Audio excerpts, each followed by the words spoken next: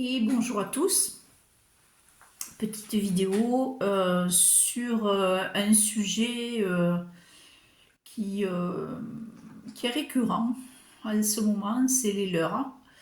Euh, les leurres proposés dans la matrice. Les leurres que le New Age ou la matrice ou tout un tas d'intervenants nous proposent. Voilà. Donc il y a des leurres partout.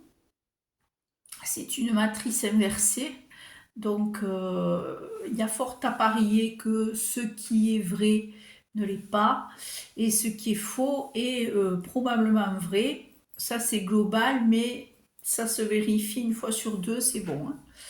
Voilà. Alors, qu'est-ce qui se passe au niveau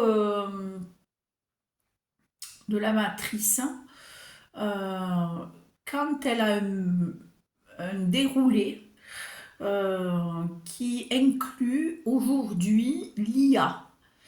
Alors l'IA, l'intelligence artificielle, ça dit bien ce que ça veut dire. Artificielle, intelligence. Moi, je me suis posé la question de savoir si c'était quelque chose qui va dans le sens de l'humain. En fait, j'ai pas trouvé une réponse tellement positive à ça, sachant que euh, on nous vend ça pour un progrès technologique, hein, pour une avancée effectivement, un bond gigantesque en avant, dans le sens où, par exemple, le robot, lui, peut accomplir des tâches que l'humain a du mal à accomplir, ou du moins a du mal à perpétrer dans le temps. Voilà. L'IA, enfin le robot, les robots sont utiles peut-être en médecine, en chirurgie, dans des technologies de pointe, dans les usines aussi, effectivement, parce que l'homme travailler en usine, c'est pas trop son truc quand même, hein, on n'est pas là pour ça. Ça peut être un soutien, je veux dire, un soutien humain à l'homme, un soutien à l'homme, pas un soutien humain, hein, un soutien à l'homme, voilà. Malgré tout, je pense que l'IA a un souci, c'est-à-dire qu'il n'est pas intelligent au sens propre. C'est un programme qui, pour l'instant, ne fait que reproduire ce qu'on lui programme. Voilà. Donc, quand vous utilisez ChatGPT, c'est très ludique, il vous tutoie, bonjour, oui, oui, comment tu vas, et je vais répondre à tes questions, et qu'est-ce que tu en penses, parce qu'il y a une grosse programmation de cette IA derrière pour te faire dialoguer avec lui toujours plus. Or, ce n'est pas un dialogue intelligent, c'est un dialogue froid, euh, sans conscience. Voilà. Parce que l'IA n'a pas de conscience. Le jour où l'IA aura une conscience, si on en arrive là, ben on est foutu. On est foutu puisque l'IA, un robot conscient, peut très bien ne plus avoir besoin de l'homme. Et l'IA est partout sous des formes diverses aujourd'hui, dans les jeux vidéo, dans les programmes sur ordinateur d'aide, de soutien. On trouve de tout dans l'IA. Le problème, c'est que c'est fait pour vous habituer à dialoguer avec une machine, c'est-à-dire un être qui n'existe pas vraiment, qui n'a pas de corps physique, qui a un corps, alors pour les IA qui passent par ordinateur et autres engins robotisés, ils n'ont rien du tout. C'est-à-dire c'est une voix Ça a commencé avec Alexa, rappelez-vous d'Alexa, et d'ailleurs c'est toujours le sujet aujourd'hui, ce petit boîtier où vous lui dites Alexa, allume la lumière, Alexa, joue-moi une musique des années 80, Alexa, et Alexa répond, parce que c'est une voix féminine et c'est le féminin. Pourquoi le féminin? Parce que c'est plus agréable et c'est plus facile à l'acceptation. Voilà, les enfants peuvent parler à Alexa. C'est une voix, petite voix rassurante. Euh, c'est un petit appareil qui est petit, qui est facile à mettre partout et qui sert en fait à tout. C'est-à-dire, Alexa vous sert de bonne, enfin ouais, de bonne de maison, vous sert d'interlocuteur, vous sert à tout, elle sert à tout, Alexa. Voilà. C'est extraordinaire comment on arrive à faire accepter un petit boîtier de 30 cm de haut comme on l'assimile maintenant presque comme une personne à part entière vivant dans une maison. Or, Alexa n'est que le début de l'IA, c'est un câblage de fils, de micropuces et de programmes gérés par un ordinateur, des ordinateurs. Voilà. C'est incroyable qu'on arrive à dialoguer avec un boîtier. Ça va beaucoup plus loin pour les robots domestiques qui sont maintenant en vente au Japon et ailleurs, ou qui sont le jouet, on va dire, la cerise sur le gâteau et le jouet de concepteurs comme Elon Musk qui, pour eux, le robot est un partenaire parfait pour l'homme. C'est l'homme de demain. Voilà. Et moi, je me pose vraiment la question parce que si vous vous habituez à dialoguer avec un robot, est-ce que vous ne finissez pas, du coup, par être sa chose? Qui est le maître et qui est l'esclave là? Qui fait quoi dans l'histoire? Vous voyez, ça, je pense qu'il faut vraiment se poser la question.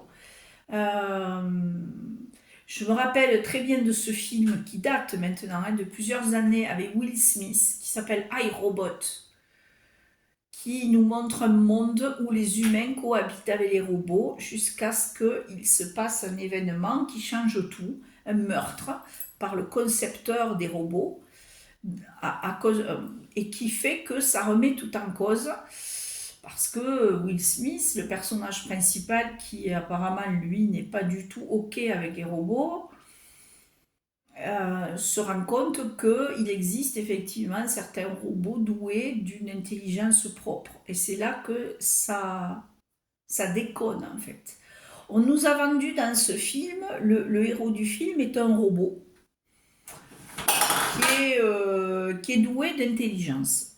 Voilà, c'est-à-dire que son concepteur l'a doué d'émotions, capable de ressentir les choses et d'avoir son propre raisonnement personnel, sa propre conscience en fait.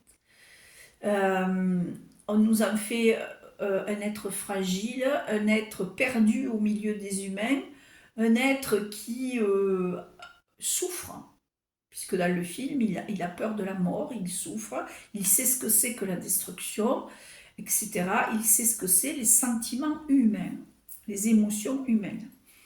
Donc, ça le rend à nos yeux acceptable. Ça veut dire que on veut bien avoir un robot comme ça, qui soit gentil, qui soit émotionnellement à l'écoute, émotionnellement câblé sur nous, nos émotions à nous, qui nous comprennent. Ça en fait un interlocuteur de choix. Voilà. Alors, ne parlons même pas des robots qui sont pressentis pour remplacer, par exemple, la femme à la maison, la compagne idéale, un robot en fait, hein, donc un être mécanique qui a des émotions, qui peut avoir des sentiments, presque de la compassion, de l'amour pour toi, voilà. Mais tout ça, c'est mécanique. C'est une ingénierie, c'est pas un être humain. Voilà. Le, le robot ne crée pas, il n'est pas créateur, à l'inverse de l'humain. Voilà. Donc ça peut pas marcher. Et si vous vous habituez à dialoguer avec un être robotisé, la matrice vous tient, elle vous tient. Voilà. On ne dialogue pas avec une IA.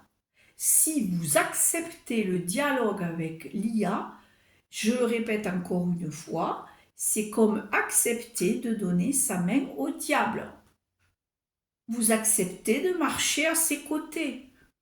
L'IA, malgré le côté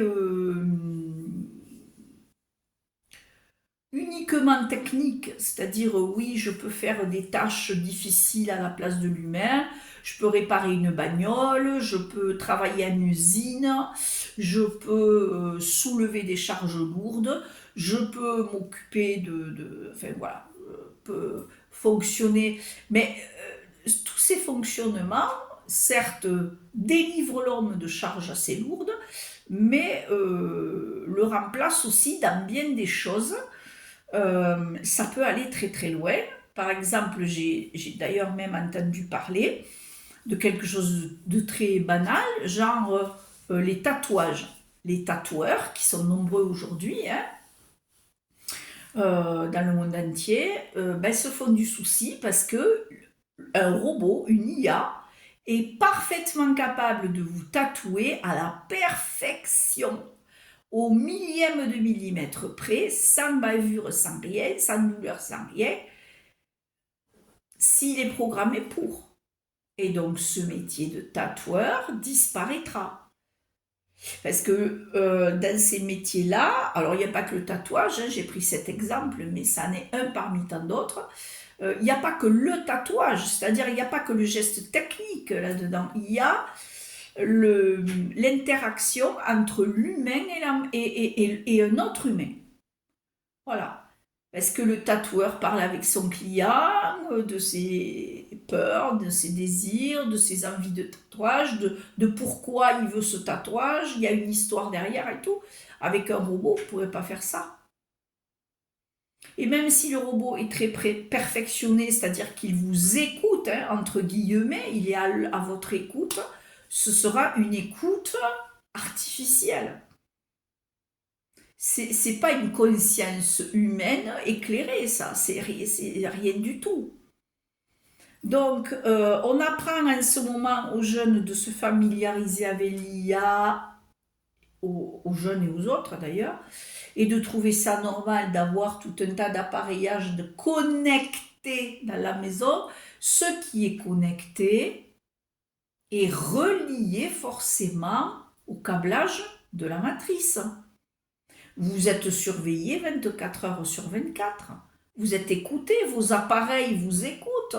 Ils vous filment même à votre insu. C'est quelque chose que l'homme aujourd'hui ne maîtrise pas. Lui, il ne voit que le côté ludique parce que l'être humain est un grand enfant. Voilà. Un grand enfant à qui on propose des jouets. Des jouets sympas et vas-y, et viens, on va jouer. C'est le viens, on va jouer. Voilà, ça c'est un des leurs énormes. Alors il y a ceux qui sont OK avec l'IA, il y a ceux qui ne le sont pas. Tout ça c'est votre vision et votre problème. Mais sachez que l'IA n'est pas une énergie de vie. Par qui a été créée l'IA? D'où ça vient ces technologies? Au-delà du leurre que ça représente, qu'est-ce que c'est? C'est une technologie qui n'est pas humaine. Elle n'a pas été inventée par l'humain. Ça, c'est ce qu'on veut vous faire croire, hein, que ça sort au fond d'un laboratoire. Là, non. Ce sont des technologies aliens qui ont été insérées et reprises par les humains parce qu'ils y ont été initiés. Et ce sont des contrats que les humains passent avec certains peuples non humains en échange de certaines choses. Je ne vais pas rentrer là-dedans parce que ça, c'est un gros sujet aussi, hein. C'est toujours un rapport, si vous vous mettez un peu en hauteur, que vous essayez de voir la chose un peu en hauteur, au final, ce sera toujours un rapport. L'homme et la machine ne sont pas égaux. Il y a toujours un rapport de maître à esclave. Voilà. L'homme pense que la machine est son serviteur, presque son esclave, hein, entre guillemets. En fait, c'est le contraire, hein. C'est l'humain qui devient l'esclave de la machine. Ça, c'est ce qu'on ne vous dit pas. C'est ce qu'on ne vous dit pas. Et dans un futur lointain peut-être, mais qui peut exister, puisque tous les futurs sont de potentiel réel, pourquoi ne pas combiner l'homme et la machine, une biomécanique, un humain, moitié machine, un cyborg, hein, on l'a déjà vu dans les films de science-fiction. Moi, j'appelle ça des films d'anticipation parce qu'on n'est pas si loin que ça de la réalité. Regardez, maintenant, on peut vous greffer des membres artificiels. Celui qui a perdu sa main, sa jambe, on peut lui greffer une main artificielle. C'est tout à fait faisable. C'est tout à fait faisable. Voilà. Il n'y a rien d'impossible. Voilà. Donc, hop là, le chat qui passe. Oh, vous n'êtes pas... vous n'êtes pas exempt de ce risque-là. Vous pouvez très bien tomber dans le piège sans même vous en apercevoir. D'accord, c'est une super avancée de pouvoir redonner à un humain un organe qu'il a perdu, un organe mécanique. Et donc, quoi? Ça fait de l'IA quelque chose d'extrêmement beau, formidable? Je crois pas, non. Je crois pas. Même si la technologie est là et qu'elle est stupéfiante. Voilà. Nous sommes très faciles, on est comme des enfants émerveillés devant la moindre innovation. Voilà. Ça remet en question la notion de bien et de mal. Voilà.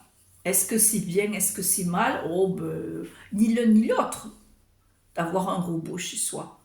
Non, non, ni l'un ni l'autre. Moi, j'en suis pas sûre, hein. Voilà. Où se trouve le mal et le bien là-dedans? Est-ce que pour votre bien, un robot très avancé technologiquement parlant, qui est là pour vous protéger au quotidien, admettons, hein, on l'a vu dans les films d'anticipation, qui est là pour votre soi-disant sécurité, et qui va, par exemple, un jour vous empêcher de sortir de chez vous parce que dehors, il y a quelque chose qu'il juge dangereux pour vous. C'est quoi ça? C'est quoi ça? C'est quand même une IA qui prend le pas sur l'homme et qui décide pour lui.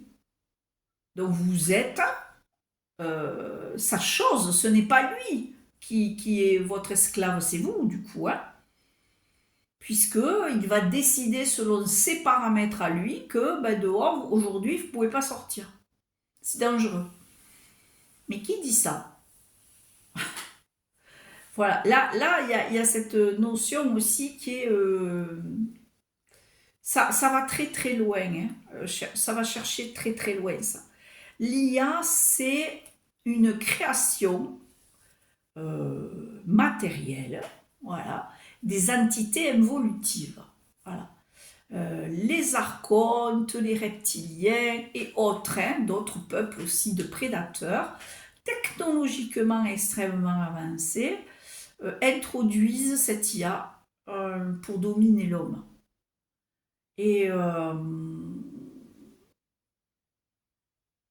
il a l'aval de certains humains pour le faire.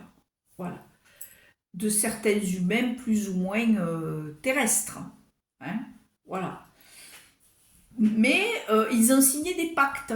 Voilà, ils ont signé des pactes qui font que, en échange de certaines technologies, ils ont accès, ces humains-là en particulier, à des technologies pour eux qui, par exemple, vont les faire vivre plus longtemps, vont leur donner du pouvoir, vont leur donner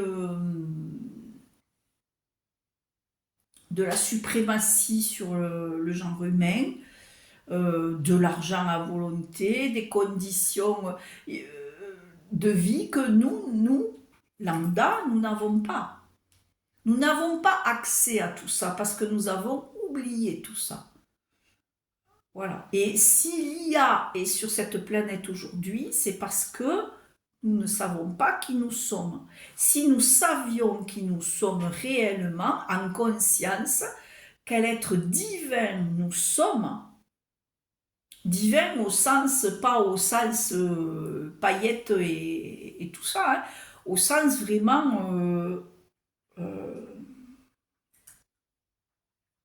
je sais pas quel est le mot qui conviendrait là, au sens vraiment profond du terme là, on n'aurait pas besoin de l'IA.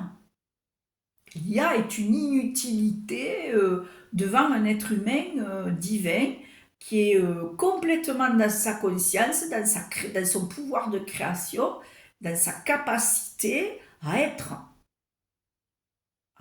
là et à savoir qui il est et ce qu'il fait de lui-même. Mais l'être humain ici ne sait pas ce qu'il fait de lui-même. Il cherche des bouées à quoi se raccrocher. L'IA est une bouée fantastique. Elle vous emmènera très loin. Mais l'IA échappe vite au contrôle humain, vite, très vite. Parce que c'est une technologie qui est en constant développement. Donc elle va un jour surpasser l'humain. Et ce sera fini de l'humain. Ça en sera fini de nous, quoi. Ça, c'est ce que l'humain ne voit pas. Lui, il voit son utilité immédiate. Voilà. Ben, il va me réparer la voiture, il va me faire les travaux de la maison à ma place parce que hein, c'est fatigant effectivement de monter sur un toit, c'est dangereux, ou de monter un mur, c'est fatigant, tout ça. Il le fera à ma place.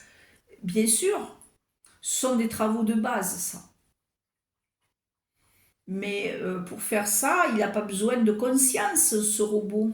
Il n'a pas besoin de vous dire tu devrais t'habiller comme ça, tu devrais manger ça, c'est bon pour sa santé. Non, ne mange pas ça, je te l'interdis parce que tu vas être malade. Ça peut aller très loin. Voilà, ça c'est un leurre gigantesque que nous ne voyons pas, que les gens ne voient pas venir, mais qui est là déjà. Voilà. Les entités, les êtres involutifs qui gouvernent cette planète savent tout ça. Elles savent que nous sommes déconnectés de notre origine divine. Et donc, nous avons du mal à nous reconnaître, nous, à nous-mêmes. Voilà. Et surtout, à nous réapproprier notre boussole intérieure. Voilà. Donc, on confie à autre chose, à l'extérieur,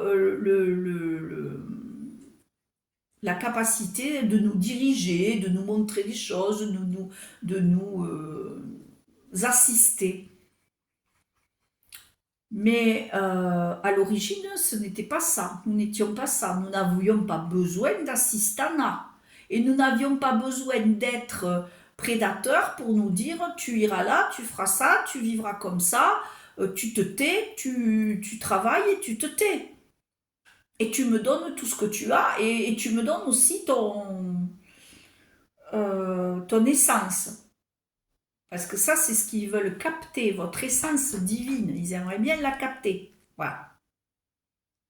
Donc ça, pour eux, c'est pas évident du tout. Hein. C'est pas évident du tout. Parce que la montée de la conscience, euh, si petite soit-elle, fait que ça leur échappe au final. Ça leur échappe. Même si tout est faisable pour eux, ils ne peuvent pas tout contrôler, absolument tout. Un être divin, souverain, conscient à lui-même, hein, qui a retrouvé sa part divine, sa part originelle, qui est connecté avec, il ne se laisse pas manœuvrer, il ne se laisse pas diriger. On ne lui dit pas, tu feras ci, tu iras là, tu mangeras ci et tu feras pas ça. Voilà. Mais sur 90% de la population, c'est le cas. C'est-à-dire qu'on vous montre des jouets et vous allez les chercher direct, sans vous demander à quoi servent ces jouets réellement. Voilà. Ça, c'est problématique quand même, hein, parce que les leurs, on vous fait croire que le bien et le mal n'existent pas et que tout va bien. Dans l'absolu, dans l'absolu, alors là, je vous laisse y réfléchir. Euh, dans la conscience créatrice divine, est-ce que le bien et le mal existent? Est-ce que pour la source, on va lui mettre ce mot-là, hein, appelez-le comme vous voulez, Dieu, la source, énergie divine, vitale, ce que vous voulez, énergie de vie. Est-ce que pour l'énergie de vie, créatrice de tout ce qui est-ce que le bien et le mal n'a aucune valeur? Ben, en fait, le problème, il ne se pose pas comme ça. Parce que cette onde, cette énergie créatrice phénoménale, ne crée pas le bien ni le mal. C'est pas son job à elle. Elle crée tout ce qui est par sa puissance créatrice, par amour de ce qu'elle est, et par amour de la création pure. Donc, quand j'entends, ben, si elle a créé le bien, la beauté et l'émerveillement, elle a créé le mal aussi. Mais non, le mal est amené par nos déviances. C'est amené par notre désengagement avec elle. Voilà. Notre non-reconnaissance de notre part divine, le fait d'être inconscient ici. Voilà. Du coup, ben, ça crée des déviances. Ça fait que nous sommes attirés, enfin pas tous, mais certains humains qui ne sont parfois pas vraiment humains, hein, mais ça aussi c'est un autre sujet, sont attirés par le côté matriciel, c'est-à-dire ce que peut leur donner la matrice, l'argent, le pouvoir sur les autres. L'ego, à ce moment-là, est indomptable, il est complètement démesuré, c'est le maître, il règne en maître, et il veut, je veux ça, je veux ça, je veux ça, peu importe que tu souffres. Je me l'approprie, je suis un dieu, je suis le roi, je suis ton maître, tu m'obéis. Ça, c'est le discours des prédateurs ici. C'est le discours de toutes ces lignées-là d'humains, enfin qui ne sont plus humains maintenant, qui se sont octroyés le droit d'être des dieux. Nous sommes, vous connaissez cette phrase, vous l'avez sûrement déjà entendue, nous sommes le peuple élu. Le peuple élu de quoi? Ça n'existe pas, un peuple élu. La création divine, allez, on va l'appeler Dieu, hein, pour être plus précis là, Dieu n'élit aucun peuple en particulier. Il n'y a pas de marque, ça c'est faux, sur certaines personnes et pas sur d'autres. Voilà, vous voyez, je pense de qui je veux parler. Voilà. Le peuple ou les peuples qui se sont dits d'origine divine, d'extraction divine, uniquement eux et pas les autres, ça c'est l'ego et la dimension de l'ego qui veut régner ici. Voilà. Elle veut régner, il veut régner. Donc, il impose ses lois. Mais c'est faux. Qui a dit au premier homme de ces familles, hein, alors on va parler de franc-maçonnerie, des khazars, de tout un tas de lignées là, où le premier de ces hommes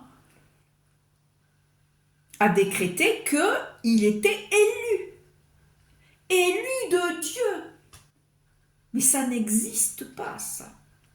La source n'est pas là pour dire toi tu es l'élu, toi non. C'est ridicule. Les religions abondent dans ce sens. Voilà. Vous devez, la religion chrétienne, les autres aussi, il y a toujours un Dieu au-dessus de vous qui est juge. Il juge en bien ou en mal ce que vous avez fait. Là, tu n'as pas été gentil, là, tu as été gentil. Attention, si tu n'es pas gentil, attention au jugement de Dieu. Il n'y a pas de jugement de Dieu. Le divin n'est pas un être barbu dans le ciel ou un être quel qu'il soit qui vous juge en disant c'est bien, c'est mal. C'est faux, ça. C'est faux. Mais si vous l'avez engrammé en vous, vous le matérialiserez de l'autre côté. Des juges seront là pour vous juger, en robe de lumière. Ils vous diront, bah ça n'a pas été terrible, hein, ce que tu as fait là.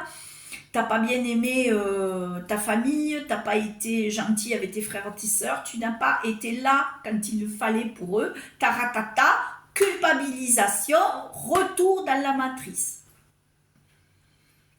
Ça, il faut que vous compreniez ce processus. Voilà. Et donc, je reviens à ceux qui se prennent pour un peuple élu, pour des dieux, donc. Toi, tu n'es pas un dieu, tu n'es rien du tout, mais moi, je suis un élu. Mais il n'est pas plus élu qu'un autre, puisque quand ce peuple, ces personnes-là, qui se prennent pour des dieux, partiront d'ici, ils iront là où ils doivent être en fonction de leur conscience. Et si ils ont, au nom de leur suprématie, tué, pillé, violé, massacré, taratata, il faut comprendre que ils auront le retour de ça. Tout est lié dans le cosmos, tout est lié. Vous, la source, cette planète, les autres, le cosmos, les univers, les galaxies, tout est lié. Vos actions ici, ce que vous êtes ici, a une résonance ailleurs. Donc, si vous êtes un être dysfonctionnel, déglingué, habité par des entités des fois, ou ayant pactisé, avec des démons, par exemple, comme ça se fait couramment sur cette planète, pour avoir du pouvoir, de l'argent, tout, pour avoir tout, en fait. La vie éternelle, ce qui est un leurre, puisque nous sommes éternels. Notre conscience est de toute éternité. Voilà. Par contre, un être sans conscience, lui, je ne sais pas s'il est éternel. Posez-vous la question. Est-ce qu'un être sans conscience, qui est dysfracté, est-ce que lui, il est de toute éternité? Alors, je ne sais pas, je suis comme vous, je me pose la question. Moi, j'ai ma réponse. À vous d'avoir la vôtre. Il n'y a pas de jugement voilà, quand on voit, je me rappelle on étudie à l'école Thoth, vous savez l'Égypte. Thoth, le dieu à tête de chacal, qui fait la pesée des âmes. Je crois que c'est lui, hein. Ouais. Qui fait la pesée des âmes à la sortie de ce monde. Quand vous mourrez, il pèse votre âme est mise dans une balance, il ne doit pas peser plus lourd qu'une plume qui est mise sur l'autre côté de la balance. Il y avait de quoi faire peur au peuple, hein. Parce que, disons, pour être plus léger qu'une plume, faut être un petit ange, hein, entre guillemets. Il n'y a pas de jugement. Aucun dieu à tête de chacal ne vient vous peser votre âme. Ça, c'est du folklore religieux pour faire peur. Voilà, comment les pharaons tenaient leur peuple, comment toutes les grandes civilisations, les maîtres des civilisations tenaient leur peuple. Mais pas par la peur, non. Parce qu'un peuple qui n'a pas peur de son souverain, qui lui le dirige, le commande et lui ordonne certaines choses, mais le souverain ne peut pas diriger ce peuple-là. Il ne peut pas. Donc il n'y a qu'un levier ici sur cette planète fait pour l'esclavage des peuples, c'est la peur. Ils te font peur, comme ça pendant ce temps. Tu as les yeux fixés sur cette peur et pas sur ce qu'ils te préparent. C'est un truc qu'ils ont compris depuis longtemps, puisqu'ils ont été initiés par les pactes qu'ils ont faits à tout ça. Ils savent comment fonctionne l'humain, ils savent comment faire avec nous. Voilà. Parce que ces entités involutives leur ont donné les clés pour nous diriger, c'est tout, en échange de pactes. Voilà. Mais l'être humain conscient, qui est dans sa souveraineté individuelle, qui est dans sa divinité propre, il sait que tout ça, c'est du blabla. C'est du blabla, hein. Ça n'existe pas, hein. Et une entité n'a pas de pouvoir sur vous si vous savez qui vous êtes. Elle ne peut pas jouer avec vous à votre guise. Certes, les entités dans la matière peuvent nous mettre des pierres sur le chemin. Moi, j'aime bien quand j'entends « ouais, non, il n'y a aucune intervention d'entité, il n'y a rien du tout, il ne se passe rien ». Si, il se passe certaines choses, bien sûr que si.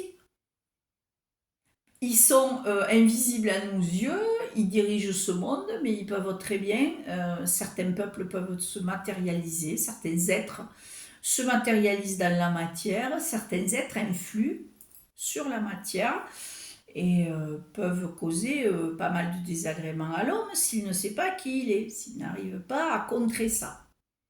Voilà. Donc oui, être conscient c'est bien, oui, mais il y a des interactions, il y a tout un monde que nous ne voyons pas, invisible à nos yeux, qui existe. Voilà. Il y a aussi divers mondes qui existent, qui sont là, peuplés de prédateurs, c'est-à-dire que ce sont des êtres qui ne travaillent que pour eux, ils n'en ont rien à faire des autres, ils peuvent détruire un monde entier, une planète entière, rien que pour leur satisfaction.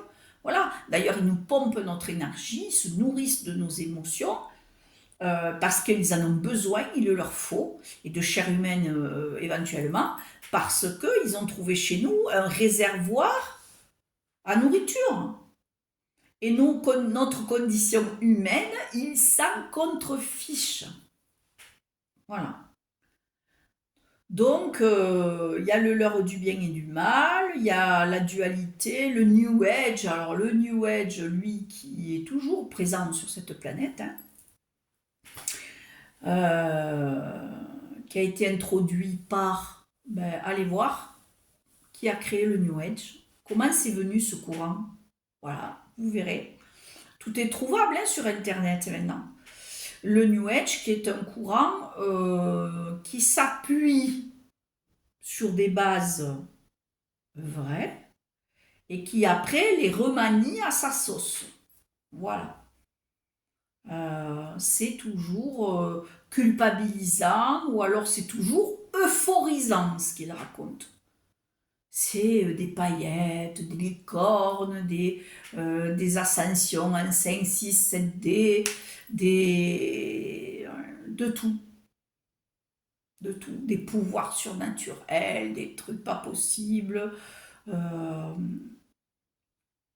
du développement personnel à l'envers, voilà, et qui a créé des gourous, qui ont eux-mêmes créé des coachs, des gourous, tout ça, et des thérapeutes, alors pas tous, je ne peux pas enfermer tous les thérapeutes et tous les coachs dans ce truc-là, mais 99% oui. Parce que ce sont des gens qui ont été biberonnés au New Age, qui ont suivi des stages de formation, qui ont été voir les gourous en direct, qui ont assisté aux conférences de ci, de là, de développement personnel et autres zenzeneries. Bien sûr, ça vous fait du bien sur le moment, puisque l'homme est toujours en recherche de son identité et de bien-être. Évidemment. Mais dans le fond, il peut vous faire avaler mais n'importe quoi. Hein. Quand vous regardez les réseaux, il y en a partout, hein, YouTube, TikTok, Instagram, Facebook, tout ça. Il y en a, vous les écoutez, mais vous vous demandez s'ils ne se sont pas shootés dès le matin. Hein. Le pire, c'est qu'ils croient en ce qu'ils racontent. Ça veut dire qu'eux, ils se font berner, mais jusque-là, par les entités qui s'occupent d'eux. Par la fausse lumière. Voilà, il faut mettre des mots quand même, non? On a le droit de mettre des mots. Fausse lumière, voilà. Fausse lumière qui te fait croire que tu as tout compris, tu as tout vu, tu maîtrises les choses.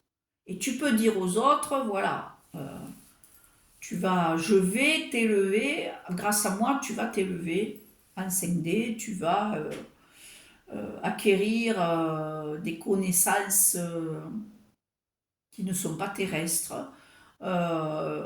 Tu vas développer des dons, comme si tu étais, tu sais, un sorcier, mais tu n'es pas un sorcier. Et la sorcellerie, on n'y touche pas. Ça, je l'ai déjà dit. On n'y touche pas parce que ça vous dépasse.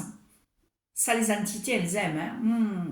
Quand vous ouvrez des portes que vous ne savez pas refermer, ben oui, ça fait des ponts entre ce monde et l'invisible, et l'astral. L'astral, j'ai même entendu, l'astral n'existe pas. Ben, si tu le dis.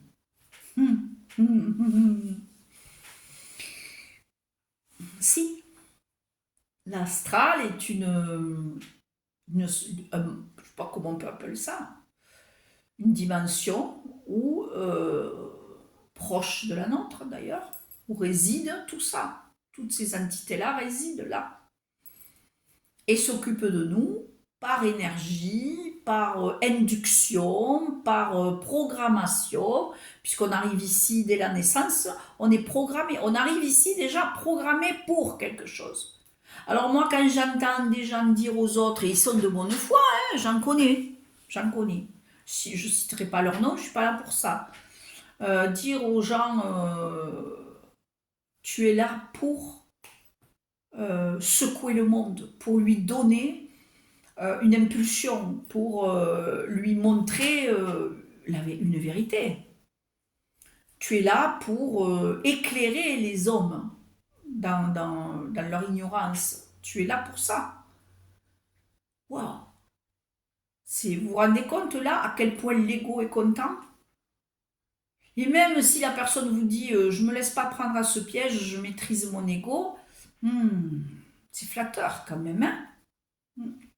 C'est très flatteur ça comme discours. Voilà. Mais tu n'as pas de mission à éclairer le monde. Voilà, déjà éclaire-toi, toi, connais-toi toi-même. Hein? Ça, c'est une phrase très connue aussi. Hein? Connais-toi toi-même et tu connaîtras l'univers et les dieux, ce qui veut dire que tu te connaîtras toi dans ton intégralité.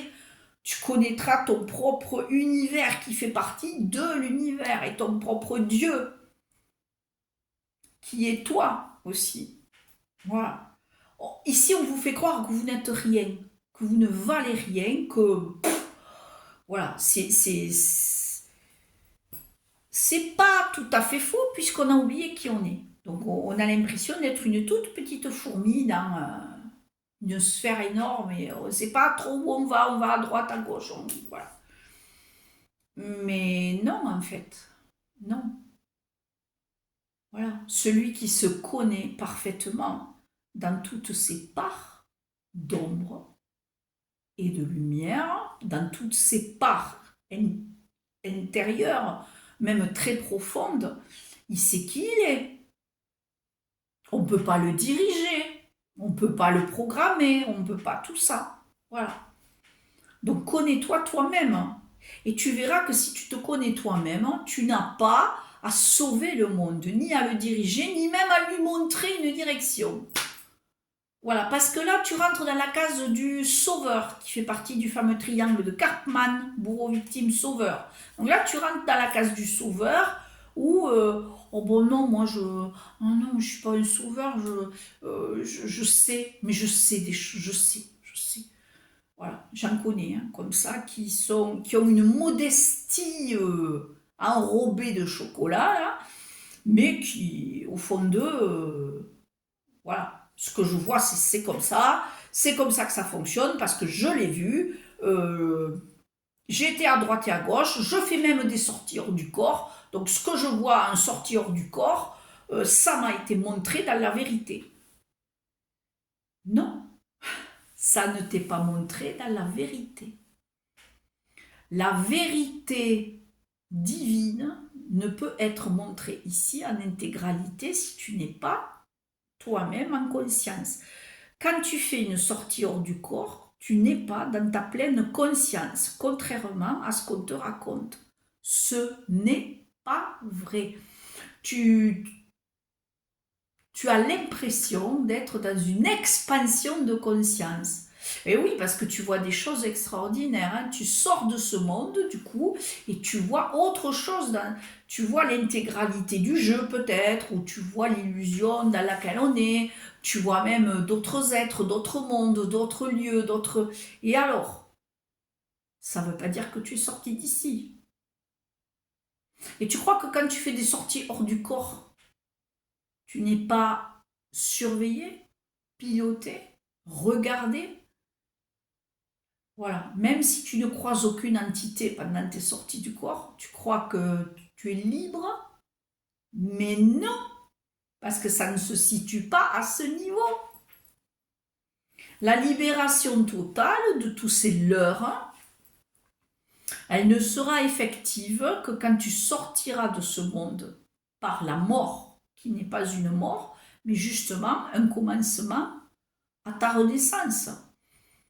Parce que si tu sors d'ici en conscience, sans rien attendre, sans rien visualiser, sans rien vouloir de particulier, juste être là, toi, là, positionné, là, dans ton être.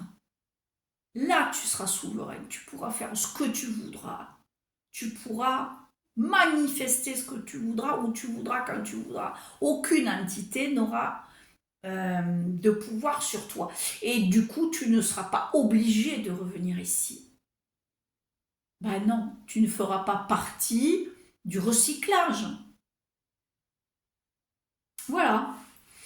Donc tout ça, c'est une réflexion à avoir, hein, parce que tout ce qui nous est proposé ici en ce moment, ce ne sont que des branches du même arbre, c'est-à-dire la matrice étend ces branches, ces ramifications, pour nous attraper avec des nouveautés, avec des trucs, oh ben ça je ne connaissais pas, qu'est-ce que c'est? avec des techniques toujours plus nouvelles, avec des coachs toujours plus spirituels, toujours plus... Voilà.